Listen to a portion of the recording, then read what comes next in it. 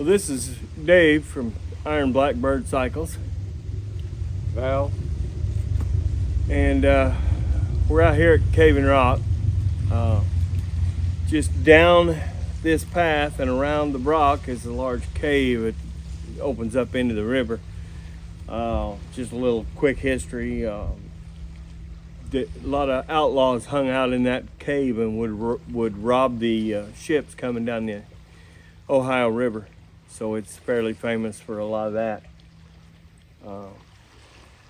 We're in Cave and Rock, Illinois, and just into town is a ferry that crosses over.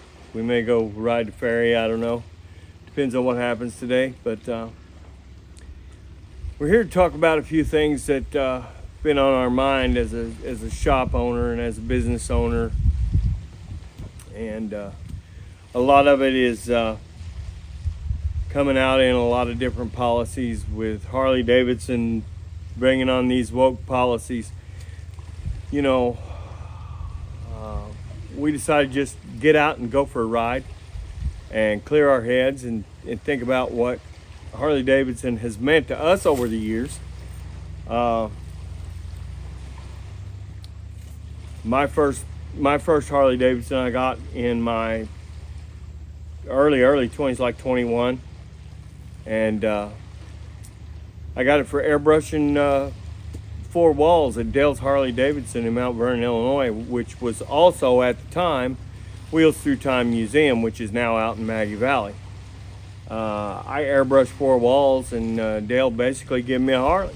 Brought the title out, handed it to me lock, stock, and barrel. And I've never owned a different motorcycle brand since then. My little brother, Val, has, at the same point when I was doing that, I talked to Dale. I said, hey, you got another couple of wall murals I can do for another bike? And Dale put my brother on a bike. And from that day forward, we have never owned another brand of motorcycles. We might have had I had an Aprilia at one point alongside my Harleys, but I've always had a Harley in the garage, always. Harley Davidson was not just a motorcycle to us, it was a lifestyle. And it's always been a lifestyle to anyone who's ever owned a Harley. If they never considered that a lifestyle, they would have definitely bought another motorcycle and moved on.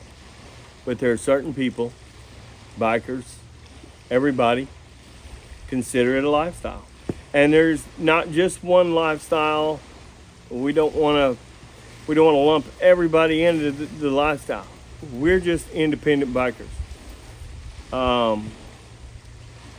You know, the 1% clubs, they consider that a lifestyle. It's a lifestyle. It's not the same lifestyle a lot of us live, but it's still part of the biker culture. And Mr. Zeitz has brought it upon himself to try to change the culture. And we're not going to let it happen. And we would appreciate it if everyone would join us in not letting them take over our culture. They have taken over everything in this world right now, and we're not about to let them take over Harley Davidson. This has been our life. It's going to continue to be our life. And, you know, we're not dumping our Harleys off in the river just for a good video. I got too much invested. I got a business invested that we work on Harleys, we build Harleys, we build custom bikes. I'm a motorcycle manufacturer. My brother here works with me in the shop. I'm sure you guys have watched the YouTube channel and seen a lot of the custom paint work we do.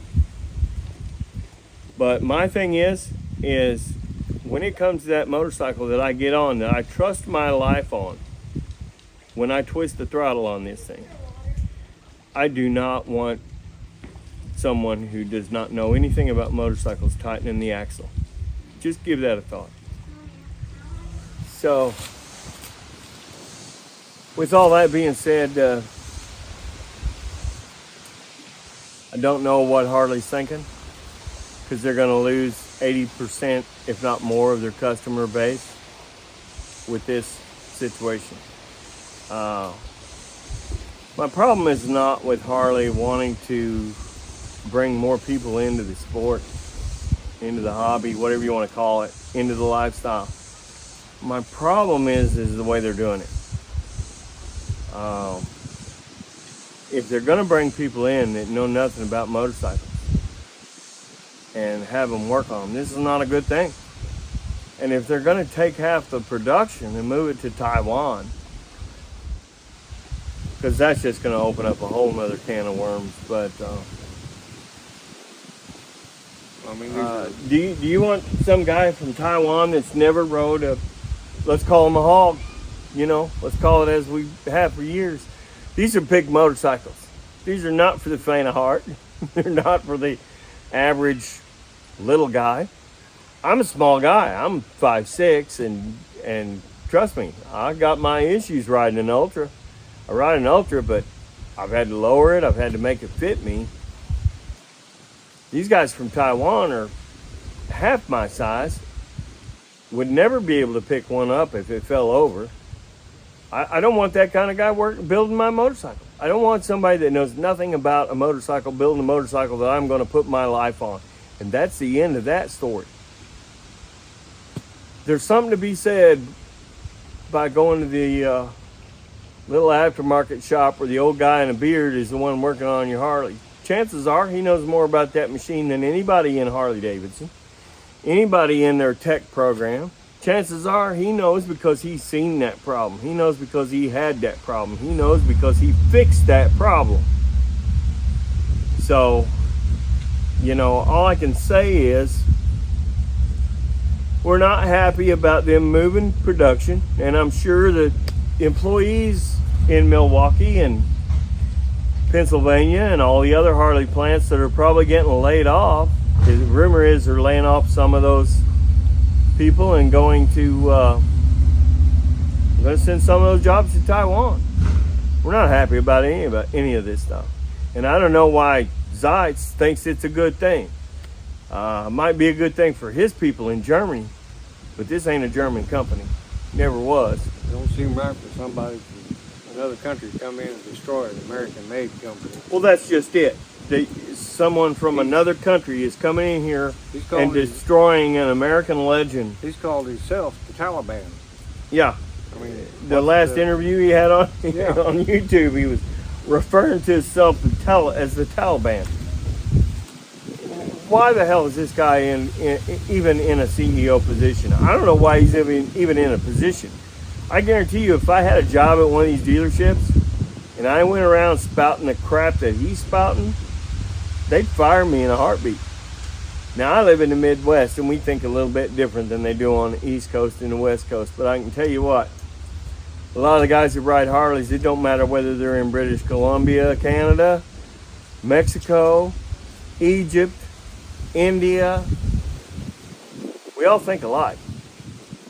It's about that motorcycle. And I don't know, we're just kind of disgusted with the whole situation. Like I said, I was a motorcycle manufacturer 2000-2006. We are actually a motorcycle manufacturer again, now under the name of Iron Blackbird Cycles. We are building the equivalent of a high horsepower street glide, stretch bag, stretch fender, stretch tank, 400 watt 4-speaker fairing on the front of this thing, 140 inch Evo platform. We're going back to the Evo platform because it was simplicity at its finest. They run for a long time and people could work on them in their own garage. Nothing plastic in these things like the Milwaukee 8s. Nothing you got to replace. Those things would run for 100,000 miles and then you'd rebuild them and run them another 100,000. So if you want an original, still made in an American motorcycle, you need to come see us. At Iron Blackbird Cycles. Now, our power plant is 140 cubic inch. You can get it in 127. Most everybody opts up to the 140. And the motor is 100% American made. It's made in St. Louis, Missouri. And we've tested these motors. I trust this company. This company stands behind anything we've ever had to have fixed, which is not much, trust me. I've not had to have anything fixed that I know of in years. But we'll be putting a picture and a little bit of a video up of one of our bikes.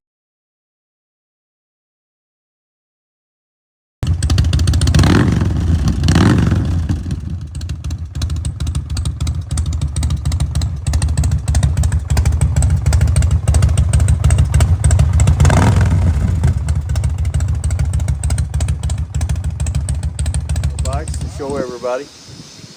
But our main concern today is just getting out and talking to some bikers, and some of them want to be on camera and some of them don't. We just stopped the film for a few minutes to talk to a couple that had their kids with them, and him and hers both riding a bike, and they had one kid on each bike, and they just got back from Canada. So there's a prime example right there. That's a family out on their motorcycles that are Harleys. Right.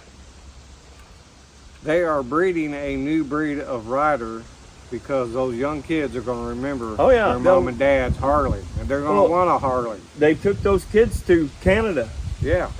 You know, went up and rode through Canada with these kids. And I think the bullshit with them talking about we want to go because the younger riders don't care about this, and they don't give them the option to care about it because they're trying to take it away from the people that has made it what it is.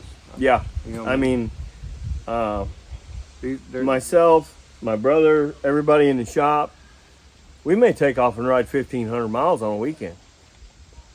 Hell, we may leave the house and call the wife halfway to South Carolina and say, hey, we're going to Dragon's Tail, and we'll go spend a day down at the Dragon's Tail. So it's one of those things where we get out, we ride. And if there's a lot of other types of riders, there's weekend riders and everything else. We don't disrespect any of them, and we really just wanted to get out and talk to the public today, talk to everybody about what's going on. Later on today, we're going to film some back at the shop maybe, and talk about what's happening at the shop and that kind of stuff. So y'all stay tuned to Iron Blackbird Cycles, where we're not going to allow Harley Davidson to go ruin everyone's life. So y'all have a good day, and we'll see you in a bit.